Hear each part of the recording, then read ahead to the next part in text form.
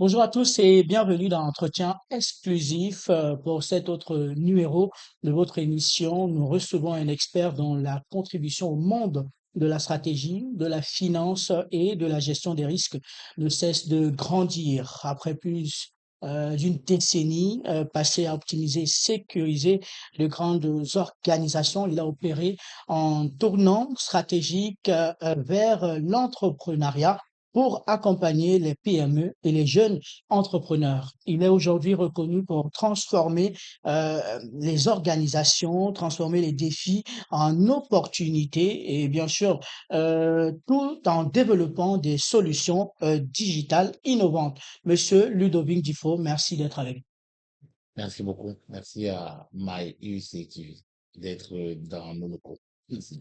Alors, on va un peu entamer votre parcours, donc et la transition justement entre le monde euh, euh, euh, de l'emploi et bien sûr, on va dire ça comme ça, l'emploi chez quelqu'un d'autre, Oui, oui, voilà, ou alors et la transition entre bon, de l'entrepreneuriat. bien sûr. Donc, prenons ça comme ça, D'accord. voilà, j'y arrive et il faut dire que vous avez derrière vous plus d'une décennie dans le domaine des risques, dans la finance et la stratégie.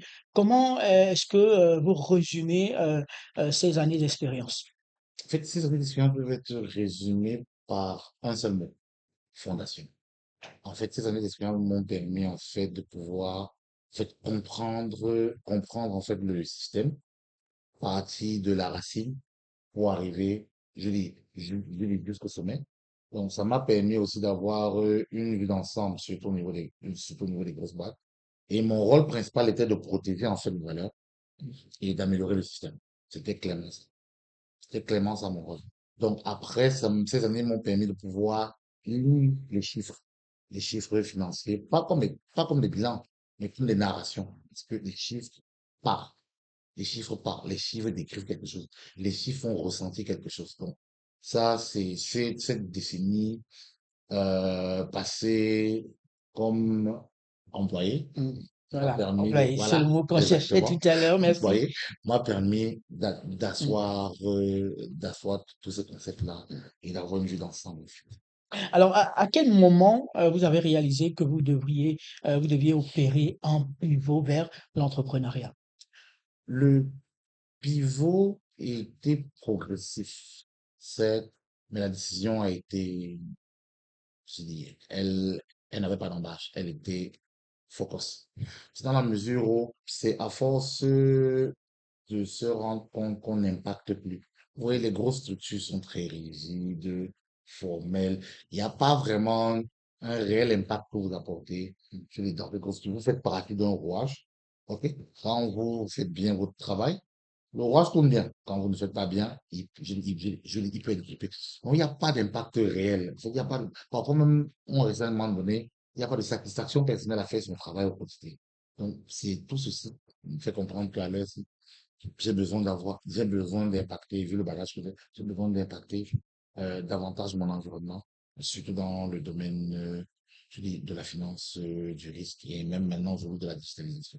Est-ce que c'était pas après, on va dire, tu as pas, vous avez parlé, parlons tout à l'heure de bagage intellectuel. Mhm. Est-ce que c'était pas aussi par rapport aux mauvaises conditions de travail en tant qu'employé, par exemple? Non, non, non, non, non, non, non. J'ai eu la chance de travailler je dis, dans des boîtes qui avaient de très, très bonnes conditions de travail. Où il y avait pas de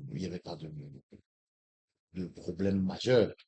Donc, mes années d'expérience, je dis, sont faites dans des boîtes où parce que le problème majeur ici, c'est le problème salarial. Il n'y avait pas de problème qui était forcément lié au salaire. La paye était confortable, le travail était décent, les conditions de travail étaient décentes. Donc, normalement, c'est pas ça. C'est plus au niveau de mon apport personnel. Alors, avec du recul, comment décrivez-vous l'impact de cette transition-là entre le monde corporate et le conseil indépendant? Ici, on va aller sur la base de deux concepts. Il y a le concept théorique, qui est le corporate, et il y a, comment je peux dire ça? Le conseil indépendant a un impact direct. Le corporate, c'est beaucoup, on va dire quoi, c'est beaucoup plus dans la théorie, tu appliques ce qu'on te demande de faire, et l'impact même, tu ne le vois pas je dis, à l'immédiat. Contrairement au monde du conseil où un entrepreneur là a besoin d'avoir les résultats. Non, il a besoin d'avoir les résultats dans 6 mois. Il veut que, il veut faire décoller ses ventes demain, dans 2 jours, dans 3 jours. Il faudrait que tu lui apportes une solution où, quand il rentre, qu'il implémente, qu'il voie déjà les résultats de ce que tu lui apportes. Donc, voilà, en fait, la grosse différence avec ce monde, entre le monde corporate Corporate, et le monde du et du conseil en lecture. C'est ça. On rappelle que vous êtes consultant stratégique, justement, en gestion des risques et dans la finance. Alors, on va un peu explorer le monde de l'expertise et de la contribution ou encore des contributions actuelles que vous faites au niveau des PME et des grandes entreprises. Vous avez déclaré aujourd'hui justement accompagner les PME et les jeunes entrepreneurs. Quels sont selon vous Monsieur Ludovic, les 3 erreurs les plus coûteuses qu'ils constituent ou alors qu'ils commettent? C'est vrai qu'il y a plusieurs erreurs, mais les 3 erreurs. 3 principales. Oui, bien sûr. Non, maintenant, en fonction comment je vais dire ça, en fonction de chacun, ça peut être principal pour moi, ça peut pas être pour vous. Mais clairement, il y a l'amateurisme. L'amateurisme ici au niveau des finances. Je dis, il y a la plupart des personnes confondent généralement chiffre d'affaires, bénéfices, argent personnel. Donc, ils mélangent beaucoup. Ils ne scindent pas. Donc, parfois, ils ont des problèmes à la fin de trésorerie parce qu'il a l'argent pour acheter la marchandise, il l'aurait utilisé pour aller, je dis, peut-être se faire plaisir à quelqu'un, par exemple. Il y a ce volet-là. Ça, c'est l'amateurisme qui est au niveau de la finance. Le deuxième point ici, c'est la stratégie, qui est la pierre. Plein de personnes se lancent sans avoir, comment dire, un plan stratégique de croissance clair. Ils savent pas où est-ce qu'ils seront dans une semaine, dans 2 mois, dans 6 mois. Non, du tout. Et le dernier point ici, c'est le plus récent, en fait, qui est factuel, c'est la peur de la digitalisation. Aujourd'hui, prenez n'importe quelle structure. Dès que vous parlez de la digitalisation, dans leur tête, ils se disent que non, je ne suis pas encore assez grand pour Ouais. me lancer dans la digitalisation. Oh, c'est fou. La digitalisation ici elle n'a pas d'âge. Au contraire, aujourd'hui, elle est là pour pouvoir aider, optimiser et permettre aux entrepreneurs de se concentrer sur ce qu'ils savent faire le mieux. Si ce que tu sais faire le mieux, c'est vendre, pourquoi on ne t'aiderait pas à digitaliser, par exemple, ta comptabilité? Pourquoi on ne t'aiderait pas à digitaliser je dis, ton CRM, ton Customer Relationship je dis, Management? Pourquoi on ne le ferait pas? Donc, la peur de la digitalisation fait partie des erreurs, pour moi, à l'heure actuelle qui contribuent à ce que vous avez dit, quoi. Ces erreurs que les jeunes entrepreneurs, je dis, font. Voilà, et c'est ce qui, on va le dire ainsi, fait en sorte que ces entreprises ou alors ces jeunes entreprises ferment au bout d'1 ou 2 ans. Exactement, c'est ça. C'est ça. Parce que n'ayant pas de boussole, ne sachant pas manager les chiffres, ayant peur d'investir un tout petit peu dans la digitalisation, 2 ans après, on ne tient plus. Et puis c'est fini. Alors, comment votre approche stratégique, Monsieur Ludovic Dufault, permet-elle de transformer un défi financier en une opportunité de croissance? En fait, je ne vois pas un défi financier comme un trou, en fait, mais comme un signal. Hmm. Si par exemple vous avez un entrepreneur qui a des problèmes de trésorerie, ok, la plupart des gens se concentrent uniquement sur couper les coûts. Donc, dès que quelqu'un a un problème, il se dit, ok, d'accord, qu'est-ce que je fais en premier? Je coupe les coûts. Mais non, mon approche, c'est d'abord, ok, où est-ce qu'il y a la fuite et où est-ce que je suis fort? Ok. Je dis, il faut regarder dans son ensemble. Parfois, vous pouvez vous rendre compte que les coûts ne sont pas le problème. C'est que vous n'optimisez pas assez sur votre force, par exemple. C'est vrai qu'on va d'abord, je dis, regarder les coûts, mais les coûts ne sont pas forcément je dis, l'élément principal. Dans cette approche-là, on dit, généralement, les gens ne font pas attention à leur vraie zone de rentabilité. Savoir quelle est ma vraie zone de rentabilité. Je prends un exemple. Je peux vendre des bonbons et je peux vendre des beignets. Ok. Je me rends compte que les beignets passent. Mais j'ai un fait pour les bonbons, donc j'investis pour dans les bonbons. Alors que normalement, je devrais mettre au moins 80% de mes ressources Sur sur les les lignes. miniers. Ouais. Bon, ce sont ces éléments comme ça, tout petits, qui font en sorte que les gens ne se rendent pas compte. Ouais, pourquoi j'ai fait des efforts, mais ça marche pas. Ce sont ces petits éléments-là qui permettent en fait de pouvoir avoir un modèle économique beaucoup plus robuste, je dis, et moins dispersé je dis, quand on a cette approche.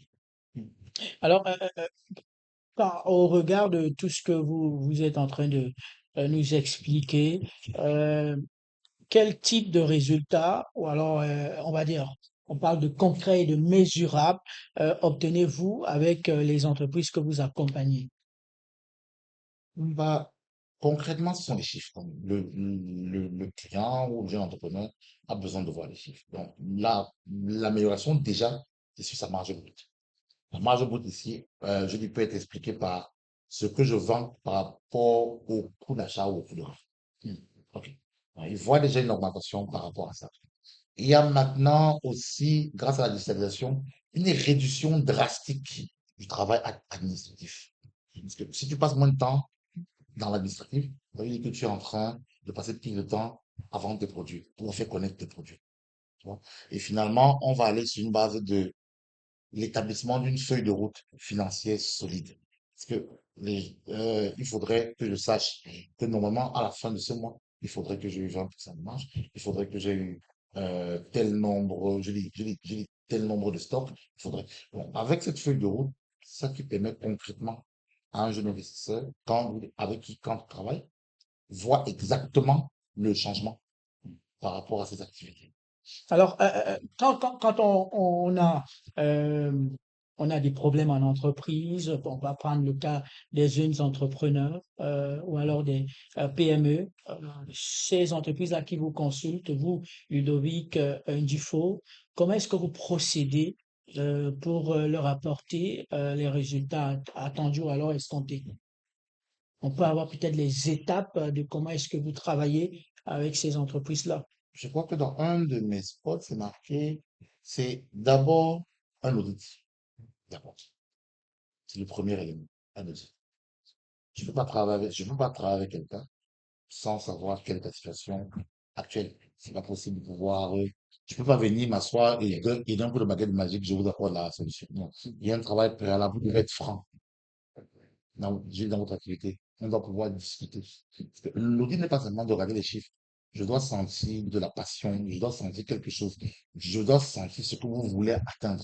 Est-ce que vous avez déjà mis, est-ce que vous êtes prêt à mettre pour atteindre ce que vous voulez? Donc, ce sont ces éléments-là qui me permettent en fait de pouvoir préparer des stratégies claires et adaptées. Parce que comme je vous ai dit, il n'y a pas une entreprise qui se ressemble. Ils peuvent faire dans le même secteur, mais il n'y a pas d'entreprise qui se ressemble du tout. Donc, c'est pour cela qu'à chaque étape, il faudrait avoir une vision claire du promoteur, parce que parfois ces gens se lancent, ils n'ont pas de vision. On redéfinit peut-être la vision, on redéfinit peut-être les stratégies. OK? Quelle est la situation actuelle? Mais le premier travail, c'est d'avoir where are we now? Donc, un Où est-ce que audit. vous êtes? Exactement. Où est-ce que vous êtes à l'heure actuelle? Et après, on va sur where do you want to be? Donc, où est-ce que vous voulez être? Voilà. Donc, c'est ce gap-là que nous, on vient combler pour vous permettre, à un moment donné, mesurable, de façon mesurée et chiffrée, savoir que vous êtes déjà en train de tendre vers où vous voulez aller. Alors, Ludovic, le Cameroun connaît un boom entrepreneurial, il faut le dire, depuis plusieurs années déjà. Selon vous, pourquoi tant d'entreprises aujourd'hui n'ont pas cette vision de consulter des personnes aguerries dans justement dans ce que vous faites? Ouais, ouais. Ça, c'est à cause de ce qu'on appelle parfois l'isolement stratégique. Les gens ne se rendent pas compte que d'autres personnes, les problèmes qu'ils ont à l'heure actuelle, les gens ont passé 10 ans pour résoudre ces problèmes. OK? Et généralement aussi, parfois, nous sommes au Cameroun en particulier, nous sommes dans plutôt une économie, on va dire quoi, de biens et pas forcément de services. Je dis, si tu vois une dame, elle a ses bananes, elle dit la banane c'est 100 francs. Celui qui va acheter la banane, il va pouvoir dire, je chiffre les 100 francs. Mais quand tu lui dis, OK, viens, je vais t'aider à réaliser tes chiffres, lui pense que tu vas simplement parler. Et quand tu lui dis, OK, voici ma facture, donne-moi 100 000, 200 000, 300 000, il va dire que, mais Seulement pour le bavardage que tu m'as dit là, Ouais. ça veut dire quoi? Donc, c'est ça, en fait. Or, il ne se rend pas compte que ce bavardage, comme il peut appeler, est là pour résoudre ses problèmes pour que demain, il réalise son chiffre d'affaires. Il réalise ses objectifs. C'est ça. En fait, c'est cette grosse isolation stratégique, en fait, qui mine chez les jeunes, l'entrepreneuriat au Cameroun. On pense qu'on peut, alors que les écueils que tu vas rencontrer, quelqu'un a déjà vu ça et il Ouais. a déjà implémenté des solutions. Donc, normalement, toi, tu dois seulement venir et entrer dans le canevas ou adapter par rapport à ta situation pour pouvoir mieux aborder les écueils parce qu'il y aura toujours des écueils, je dis, dans l'entrepreneuriat, toujours. Ceux du fois vous entendre parler, on se dit que c'est trop facile. Est-ce que vous n'avez pas rencontré des coquilles durant votre travail, par Bien exemple sûr, avec une bien entreprise? sûr, Est-ce bien qu'on peut sûr. avoir une anecdote? Bien sûr, bien sûr, bien sûr, bien sûr, bien sûr, bien sûr, bien sûr, bien sûr. Les, les cookies, comme je disais tout à l'heure, les aléas font partie du métier. Je peux, par exemple, penser à une stratégie, ok? Et demain, vous avez droit à une grève. Demain, vous avez droit à un changement fiscal. Ou demain, il y a une nouvelle mode qui arrive sur le marché. J'aime bien toujours prendre l'exemple là avec certains jeunes clients. Je prends l'exemple de Kodak. Si vous connaissez la film Kodak, Oui. c'était plutôt Ouais. exactement. Ils avaient préparé une pellicule qui allait révolutionner. En fait, c'est une pellicule en haute définition. Donc, quand on allait laver, la photo allait être super. Tout avait été calé, tout était prêt, le plan marketing est prêt. Devinez quoi? Ah, La photo numérique est arrivée. ah, Vous voyez que toute la stratégie, toutes les dépenses ouais. sont tombées à l'eau. Et aujourd'hui, Kodak n'est que l'ombre d'elle-même. Mm. C'est pareil. Donc, les changements technologiques font partie des aléas. C'est pour ça que généralement, moi, je dis, il faut pas le faire quand il y a une approche. Donc, quand il y a une stratégie qui est mise sur pied, elle n'est pas là, comme on dit, forever. Elle n'est pas là pour toujours. Elle est adaptée à un contexte bien précis, des analyses bien précises. Si le contexte change, il risque d'avoir des changements. C'est ça que nous aussi, dans ce qu'on fait, c'est qu'on essaie toujours d'avoir ce qu'on appelle dans le jargon des contingency plans, donc des plans de rechange, des plans d'adaptation, pour atténuer un mauvais effet qu'on aurait prévu. Voilà, c'est ça. Et pour parler de prédiction, Monsieur Ludovic Dufault, vous préparez le lancement d'un logiciel comptable accessible à tous. Pouvez-vous nous expliquer ce qui rend cet outil ou alors qui rendra cet outil unique? Déjà, son accessibilité, comme son nom le dit, un truc simple qui pourrait être accessible à pratiquement toutes les bourses entrepreneuriales. Et même derrière, nous, on se propose même pas forcément de le déployer, mais de l'utiliser pour vous. Donc, ça veut dire qu'on n'a pas forcément besoin d'avoir des notions en comptabilité. C'est nous qui faisons tout le travail pour vous, ou le logiciel fera tout le travail pour vous et vous apportera simplement ce dont vous avez besoin, qui sont vos chiffres, votre tableau de bord, pour pouvoir savoir où est-ce que vous allez, où est-ce que vous êtes par rapport aux différents objectifs que vous êtes fixés.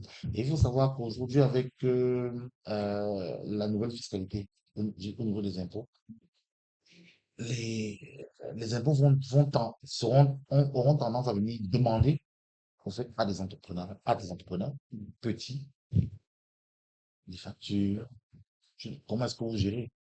C'est ça. Donc, avec un logiciel pareil, vous avez une vision claire, vous savez exactement toutes vos poches de dépenses, toutes vos poches d'entrée, ce que vous faites et, et si vous êtes sur le droit chemin ou pas.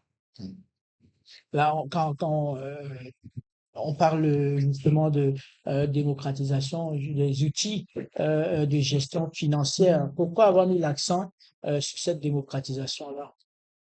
Euh, Ici, l'accent sur la démocratisation, c'est pour permettre déjà l'émergence claire des jeunes entrepreneurs. Je dis je dis comme vous l'avez dit, si on parle ici de démocratisation, on veut permettre à un large public de pouvoir, un large public d'entrepreneurs de pouvoir avoir accès à ce logiciel. Donc, c'est beaucoup plus dans une mesure de pérennisation du business, de faire pérenniser les entreprises les entreprises camerounaises et même, je dis, et même africaines dans une plus large mesure. Donc, aujourd'hui, ici au Cameroun, vous avez dans votre question précédente, vous avez parlé de 2 ans. Vous voyez qu'avec un outil pareil, vous ferez plus que 2 ans. Ou alors, avant les 2 ans, vous allez dire non, je ferme une boutique parce que je ne suis pas adapté au marché et je me relance ailleurs ou je relocalise mes fonds ailleurs. C'est pas un bon matin, vous allez vous retrouver sous la paille avec des fournisseurs qui sont à votre risque, avec des banquiers qui sont à votre risque, avec l'administration fiscale qui sera à votre risque. Que vous allez commencer à dire, je m'en sors comment? Non, l'outil est démocratisé pour qu'un grand nombre de personnes puissent avoir accès et qu'ils puissent voir la puissance de l'outil, surtout en termes de décision managériale. Voilà, mesdames et messieurs, nous sommes toujours avec Ludovic Dufo, qui, on le rappelle, est consultant stratégique en gestion des risques des finances. Eh bien, nous allons prendre, avec le concours de la régie de Maïs et Télévision, prendre une petite respiration publicitaire et revenir pour continuer cet entretien.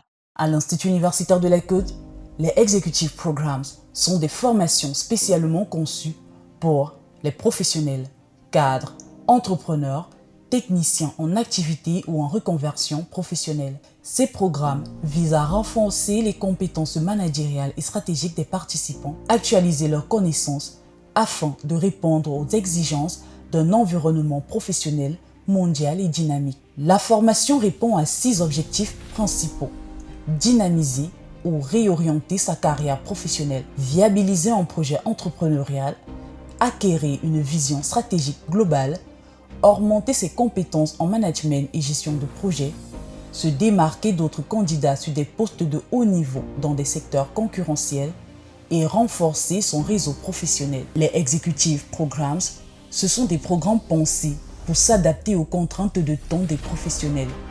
Cours à temps partiel, à distance comme en présentiel, cours en soirée, les week-ends ou sous forme de modules intensifs dispensés pendant des séminaires nationaux et internationaux. Il s'agit de 3 programmes basés sur le leadership, la gouvernance et la performance. L'exécutif Bachelor in Global Management à travers la validation des acquis de l'expérience VAE. Ce parcours de 9 mois offre aux professionnels n'ayant pas pu poursuivre des études universitaires une formidable opportunité d'obtenir un diplôme de bachelor en faisant valoir leur année d'expérience professionnelle. Ce module transforme l'étudiant sous toutes les formes, professionnellement, socialement et familièrement, en lui faisant changer de paradigme. L'exécutif MBA in Global Management, véritable sésame pour dynamiser sa carrière. Cette formation d'excellence de niveau Bac+5 s'adresse aux professionnels expérimentés, entrepreneurs et décideurs intéressés par l'acquisition de compétences complémentaires en matière de gestion et de management des entreprises. Le MBA in Global Entrepreneurship. Ce MBA s'adresse aux professionnels en activité qui souhaitent acquérir des compétences transversales nécessaires au lancement d'un projet entrepreneurial. Il propose un accompagnement des futurs patrons et chefs d'entreprise en vue de la création, la croissance et la montée en puissance de leur entreprise. Il se décline en plusieurs spécialisations: entrepreneuriat et innovation, digital finance and banking, marketing digital et e-business, management des achats et de la supply chain, management des affaires internationales. Les points clés de nos Executive Programs: l'ouverture internationale, 2 voyages d'études à l'étranger pour une immersion dans les enjeux du business mondial, un networking d'exception, développer un réseau solide avec une cohorte internationale et diversifiée, une reconnaissance internationale grâce à nos prestigieux partenariats internationaux: ISTEC de Paris en France, Shada University en Inde, Georgetown University aux États-Unis et bien d'autres. Executive Programs de Ultimate Skill Required. IUC, le pôle d'excellence en Afrique. De retour sur les antennes de Maïs et Télévision, nous sommes toujours en entretien exclusif avec Monsieur Ludovic Dufo. Eh bien, Ludovic, on va revenir sur la digitalisation. On rappelle également que vous développez des applications mobiles, web, également la facturation et automatisation administrative. Alors, dans quelle mesure La digitalisation est-elle aujourd'hui indispensable à la survie d'une PME? Exactement. Vous avez utilisé le bon mot, indispensable, parce que beaucoup encore pensent que c'est un luxe, alors que c'est une ceinture de survie. La question n'est plus de savoir est-ce que je dois digitaliser? Non, non, non. C'est je me digitalise à quelle vitesse? Enfin, la question ne se pose même plus. Il faut absolument se digitaliser. Parce que en digitalisant, on gagne en crédibilité. Imaginez simplement que vous avez même, je sais pas moi, même une buvette ou une boutique de vente d'habits où la facture, vous envoyez une facture claire à quelqu'un quand il achète quelque chose chez vous avec un reçu, ça fait beaucoup plus sérieux. Ça fait beaucoup plus sérieux que quelqu'un qui va utiliser encore sa main pour écrire ou on sait pas s'il va aller traficoter après derrière le reçu ou quoi que ce soit. OK? Parce que généralement, il y a des problèmes à ce Oui, niveau il y a aussi. toujours. Où vous achetez jolie veste d'abord que je dis que j'aime bien. Ah, merci, Un merci. gris, un gris anthracite, je crois. Pour une fois, un invité m'a donné des éloges. En fait, ce que je dis, c'est, vous achetez cette jolie veste quelque part. OK? On vous fait une facture. Le gars qui est à la caisse utilise un reçu. Il vous a facturé à 100 000. Mais lui, derrière, il écrit, en fait, sur la souche 80 000. Le patron sait que bon, c'est 80 000 à qui il a vendu la veste. Maintenant, vous arrivez, la veste ne vous suffit pas, ou alors il y a un souci. Vous revenez maintenant, vous faites rembourser, vous prenez une veste, on vous dit que non, vous pouvez prendre une veste d'équivalence de 80. Je 80 dis 000. que mais, je comprends pas. 80, comment alors que j'ai payé plutôt 100 000. Or, avec la digitalisation, le patron, lui, il est tranquille. Il sait qu'il n'y aura pas ce genre de problème. Ça veut dire que si il a mis 80 en machine, il ne pourra pas traficoter la machine. Pour mettre, en fait, vous faites payer ça et mettre en machine 80. C'est pas possible. Donc, c'est pour cela déjà qu'en termes de digitalisation, vous avez déjà que vous gagnez en crédibilité. Maintenant, vous gagnez aussi en efficacité. On nous dit toujours que le temps, c'est de l'argent. OK? Toujours, ouais. Voilà. Bon, si cette session est toujours vraie, ça veut dire que en digitalisant, vous réduisez certaines tâches. Le contrôle de stock. Si vous êtes déjà arrivé d'aller dans un magasin à la fermeture, ou alors peut-être lors d'une soirée, d'un événement, je dis dans un lieu, je dis d'ambiance, où vous voyez les gens à la fermeture qui sont en train de s'acharner à vouloir faire des comptes, à vouloir prendre des papiers, à vouloir noter pour tout ce qui a été fait. Vous vous rendez compte que ça, c'est un travail qui, en étant digitalisé, c'est une histoire de secondes. Ouais. De secondes. De secondes. Parce que quand vous parlez de facturation, moi, en fait, c'est ayant déjà rencontré ce genre de problème, moi qui me chagrine, de voir un patron d'entreprise en train de faire le point sur le stock avec une vingtaine d'employés autour de lui. Vous dites que bon, toi, c'est comment t'es reçu, sans-moi t'es reçu. Oh, Il peut même s'embrouiller, mais justement. forcément, et après, bon, c'est vrai que d'autres patrons, d'autres jeunes entrepreneurs sont un peu véreux. Ils trouvent le moyen de dire, ok, d'accord, comme il y a un manquant, je vais au salaire. Ouais. Bon, avec la distribution, le personnel est concentré à vendre, uniquement vendre. Le stock ne les regarde pas. Ils ont vendu. Celui qui centralise l'information va donner l'information en disant, le serveur A vendu 10. Le serveur B a vendu 20. Et ça permet aussi de pouvoir voir les performances de tout un chacun. Donc, les gens ne se cacheront plus. Les gens devront travailler pour dire, OK, d'accord. Et le patron pourra, pour les inciter davantage, à mettre peut-être des récompenses. Tout ça grâce à quoi? À la digitalisation. Et là, ça peut mesurer également, on va parler des facteurs clés de performance, par exemple. Bien sûr, bien sûr, bien sûr, bien sûr, bien sûr. Les paramétrages sont faits de telle sorte que, je vous dis, il y a aujourd'hui des éléments qui peuvent permettre à un patron de rester où il est partout dans le monde. Je dis bien partout dans le monde. Il n'est pas dans son business, mais son business, Tony, sait exactement ce que chaque employé a fait. Il sait exactement quel est le niveau de stock qu'il a. Il peut avoir je dis, des alertes pour dire, OK, ça déclenche automatiquement un bon de commande. Je dis, pour qu'il ne soit pas en rupture de stock. Donc, c'est vraiment là, oui, ça existe. Oui, ça existe. Là, ça rentre dans un facteur d'efficacité. Maintenant, le deuxième facteur, c'est un facteur de compétitivité. Ouais. Compétitivité, pourquoi? Parce que on néglige un élément important dans le business, qui sont les données, les data. Avec les data, tu peux savoir exactement quel est le produit que ta clientèle demande, ou quelles sont les nouvelles niches auxquelles tu peux te lancer. Ok. Ce sont ces éléments-là que grâce à la digitalisation, on peut obtenir.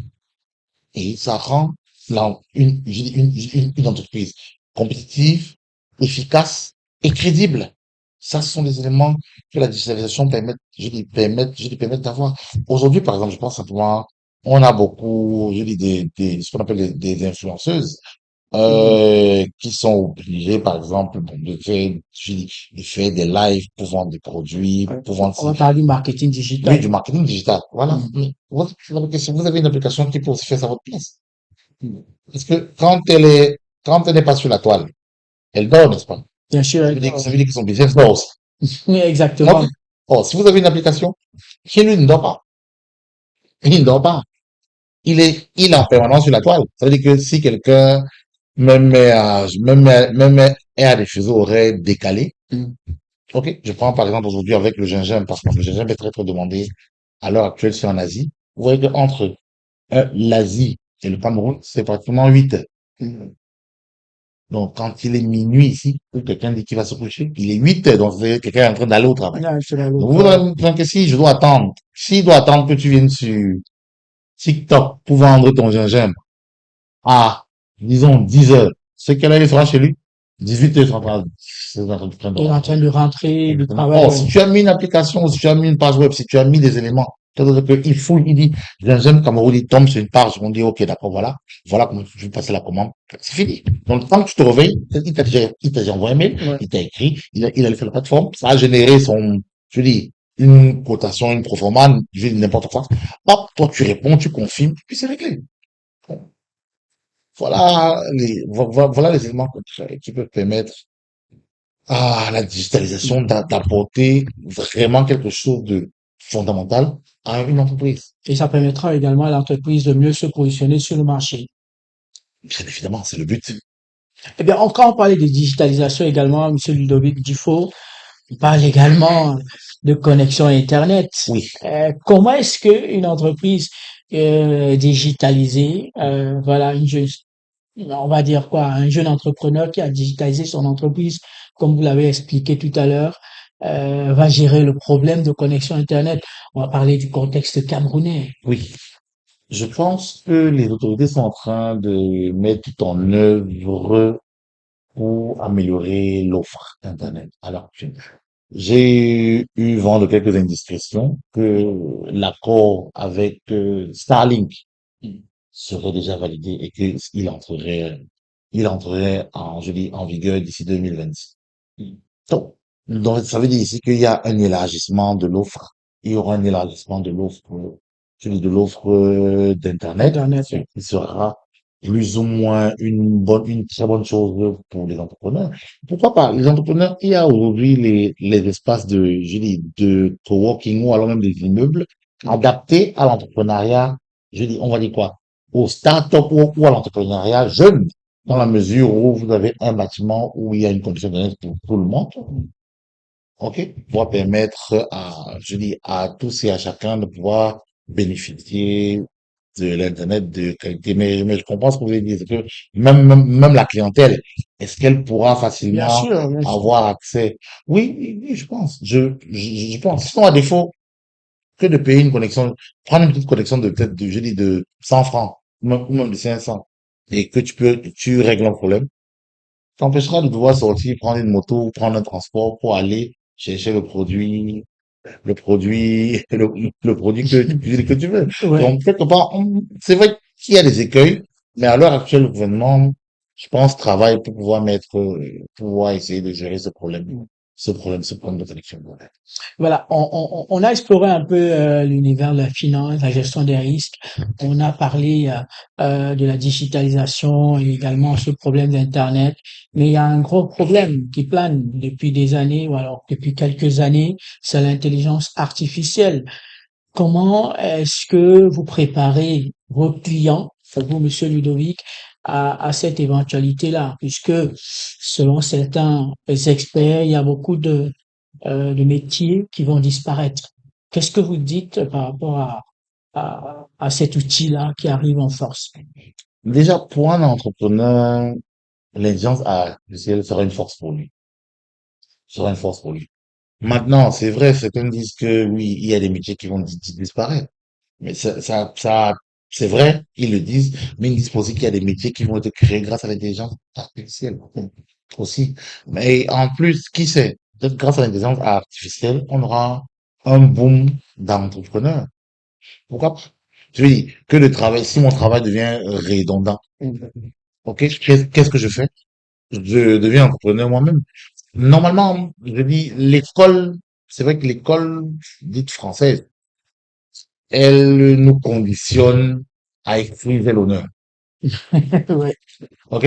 Oh, quand on va apprendre une méthode plus anglo-saxonne, on va plutôt dans, comment on dit, dans l'auto-emploi, Autant. dans l'entrepreneuriat même.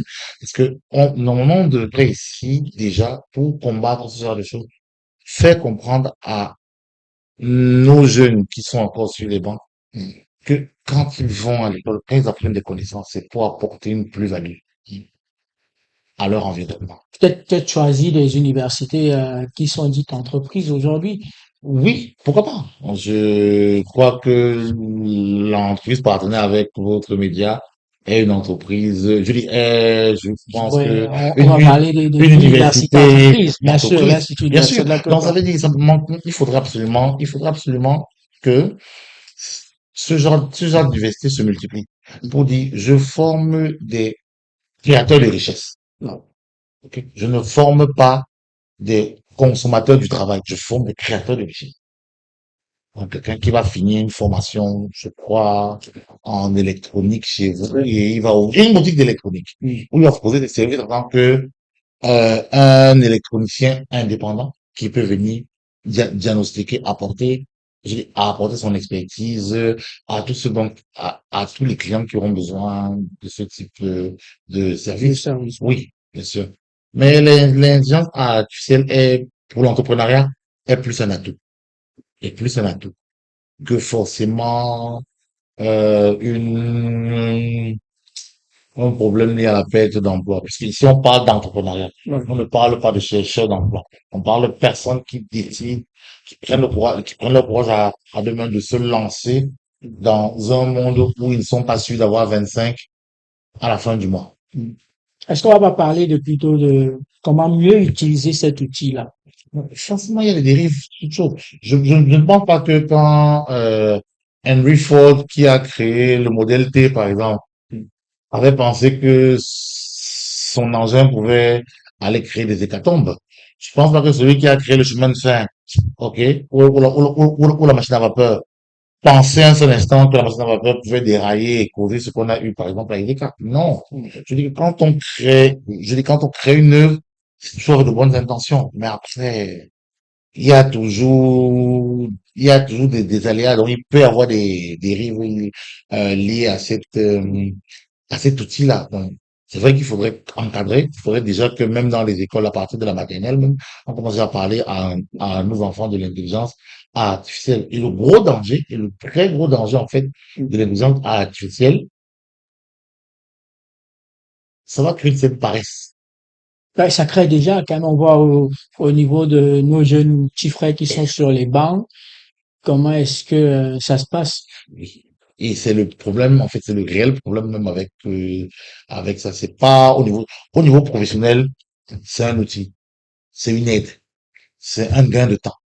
Mais avec nos enfants, si un enfant ne maîtrise pas, par exemple, la théorie de Pythagore, il va prendre un exercice, aller donner à l'exemple à c'est que résous-moi ce problème. Il va résoudre, mais il comprendra rien. Donc, ça veut dire que même si l'exemple artificiel lui raconte les histoires, lui raconte, il a été paramétré qu'il y a eu une erreur, Mm. il va consommer l'erreur. Et il Bien va dire que sûr. comme c'est ce qui m'a dit, c'est Forcément, valide. c'est Donc, vrai. il n'aura pas d'analyse critique par rapport à ce que l'intelligence artificielle lui a rendu. Et c'est ça le véritable danger. Non, on doit limiter quelqu'un qui va je vais travailler avec les gens naturels, il doit avoir au moins un minimum, une base du domaine dans lequel il est en train de vouloir interagir avec l'intelligence artificielle. Voilà. Alors, on entend partout, hein, même dans les médias, le phénomène de croissance rapide.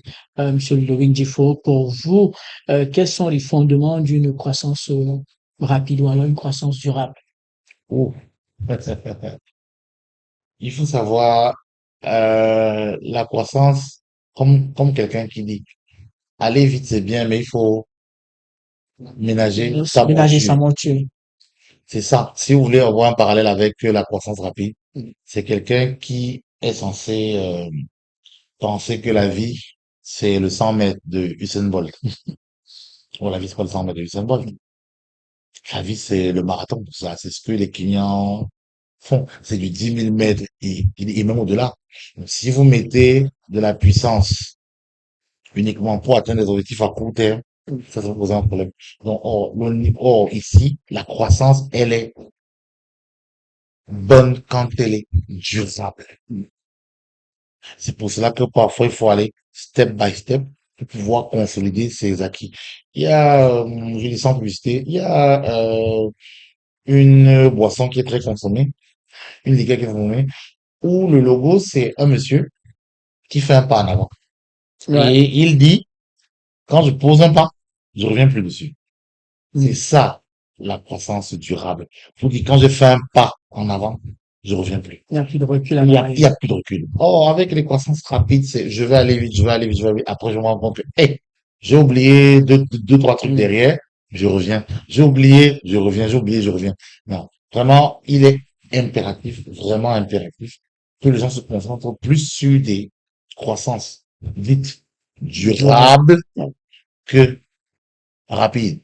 Dans notre jargon africain, on va dire, comme on dit, vivre heureux et mourir jeune. Là-bas, on va aller sur, là-bas, on parlera de croissance, disons, rapide. Mais par contre, si c'est un business que vous avez étalé, vous avez travaillé avec des consultants qui vous aident au quotidien à améliorer vos process, à avoir une vraie visibilité sur vos chiffres, à affiner vos stratégies pour pouvoir atteindre vos objectifs, vous allez vous rendre compte que chaque pas que vous avez posé, ça sera un pas pour la vie.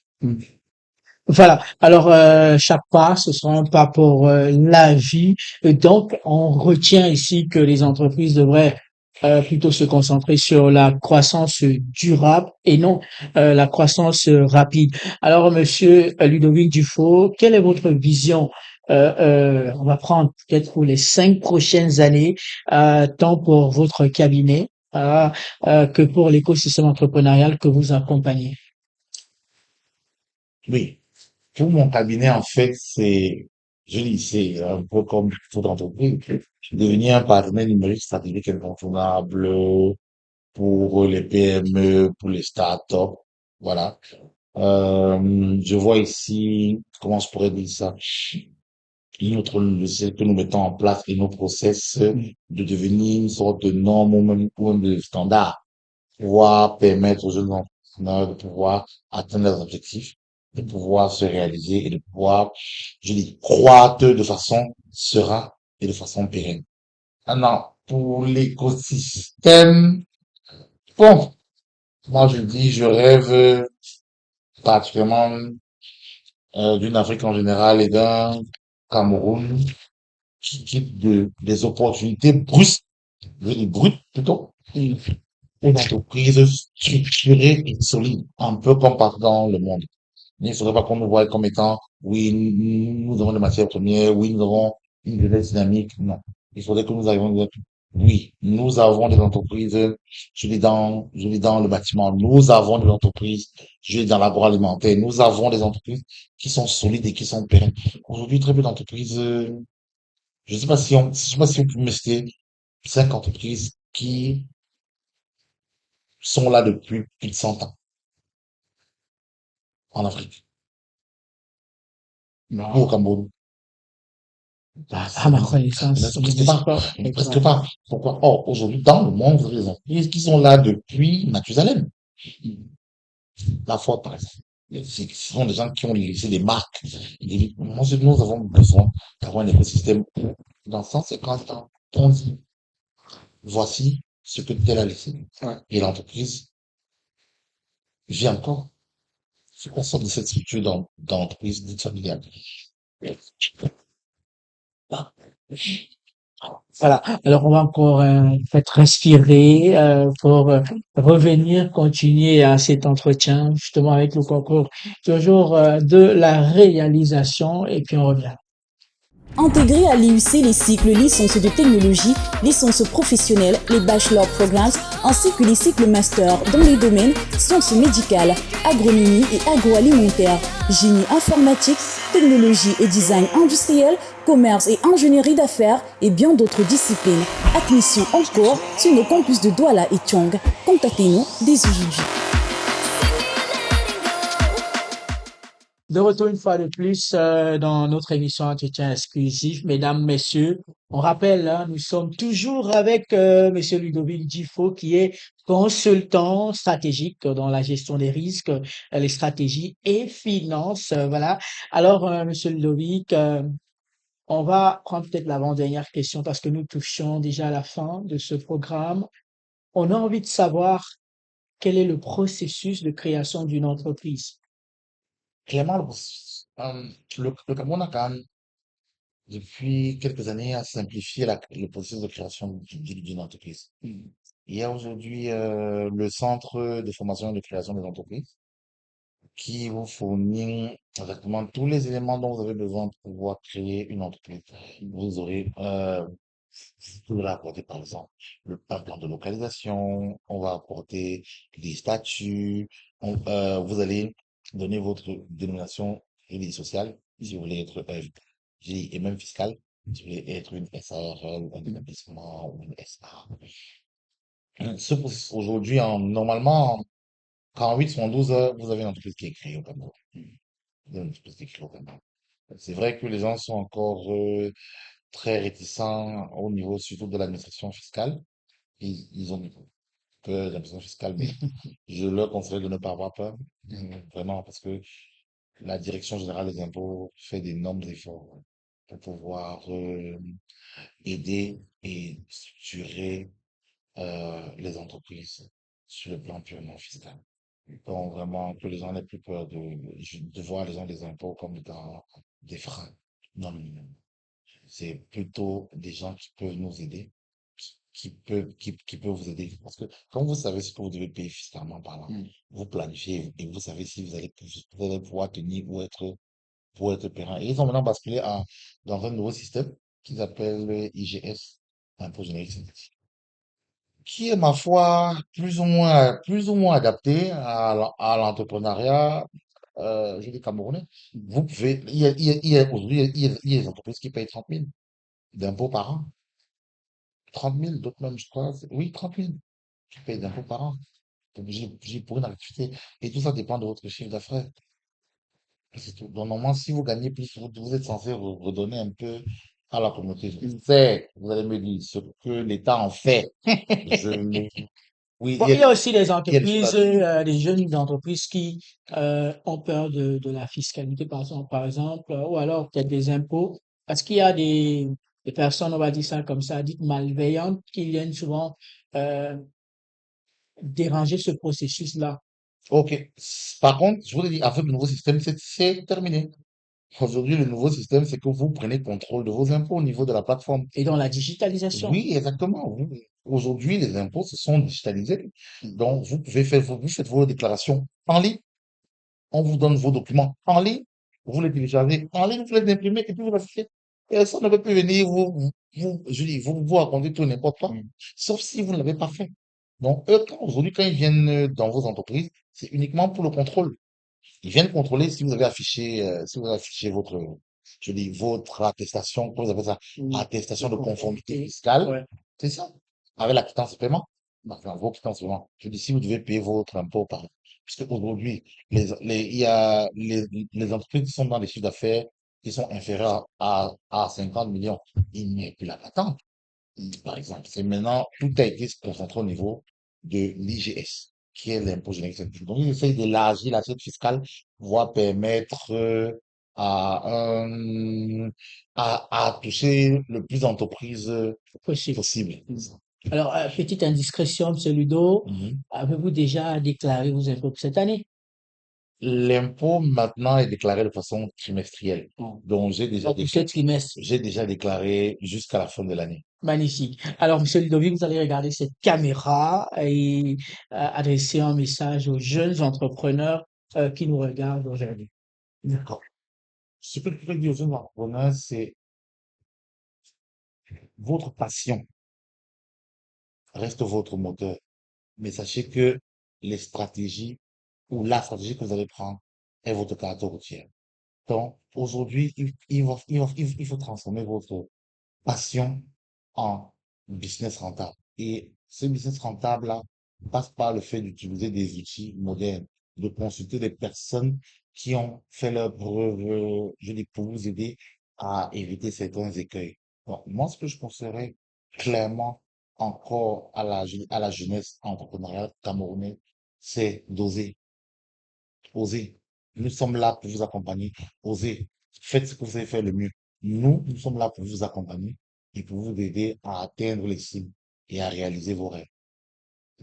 Voilà, merci Monsieur Ludovic pour cet échange d'une grande richesse. Votre expérience et vos innovations, on va le dire ainsi, et votre engagement en faveur des PME et des jeunes entrepreneurs apportent une contribution essentielle à l'écosystème économique africain. Merci d'avoir accepté notre invitation dans Entretien exclusif. C'est moi qui vous remercie. Alors, mesdames et messieurs, merci à vous, chers téléspectateurs, et à très bientôt pour un nouveau numéro de Entretien exclusif. À la réalisation, Joël Mouyébé, à la direction des programmes, Monsieur Nia Gira, et bien sûr, on va remercier également tous les journalistes de Maïs et Télévision, bien sûr, la logistique également est compris. Et voilà, je salue également tout simplement la ravissante Madame Flore Joquin qui est toujours là pour ses conseils et bien sûr sur la direction de Madame Martine Feke. Guy Mesa. À très bientôt.